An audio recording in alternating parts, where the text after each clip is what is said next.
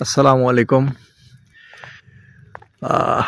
গ্রাহক সেবা যেখানে মূল লক্ষ্য, সেখানে শীতের রাত বলেন বা বৃষ্টির মৌসুম বলেন, এটা কোনো বিষয় না। এখন বাজে প্রায় রাত 11টার উপরে না রবে, তো 11টার উপরে একটা ট্রান্সফরমারের ফিউজ কাটা অভিযোগ। তো এটা সমাধান করার জন্য মূলত চলে এলাম। আমাদের রুবেল সাহেব স্টিক উড়াচ্ছে। এই যে 37 কেবি ট্রান্সফরমার, সম্ভবত এর ফিউজটা কেটে গেছে। আর এখান থেকে যে লাইনটা, এগুলো প্রায় অনেক দূরে, প্রায় 5-6 স্প্যান দূরে এলাকা, মানে এখানে হচ্ছে দোকান সহ কিছু আবাসিক সংযোগ আছে এবং এটা ঠিক প্রপারের উপরে। এর জন্য আসলে এই অভিযোগটা খুবই গুরুত্বপূর্ণ এবং গুরুত্বের সহকারে মূলত আমরা অভিযোগ সারতে চলে আসছি। তো আগে আগে ইয়ে করেন, ওই যে ফিউজটা টান দেন নিচের দিক দিয়ে। হ্যাঁ হ্যাঁ, আচ্ছা এখন খোলেন।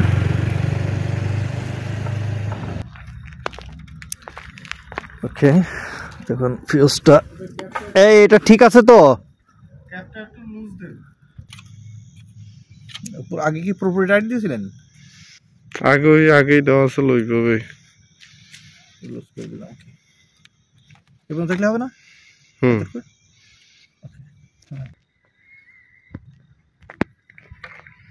উঁচু করেন।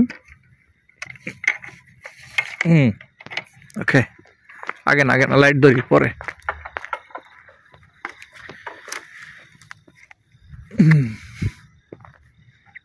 লাগান।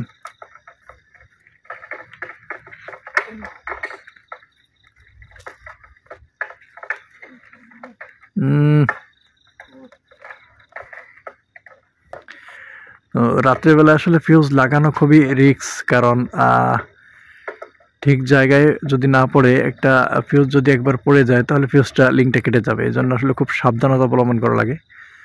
তো একবারে লাগাই দিয়েন। হ্যাঁ, আপনি সব কাজে খুব পারফেক্ট, জানি আমি।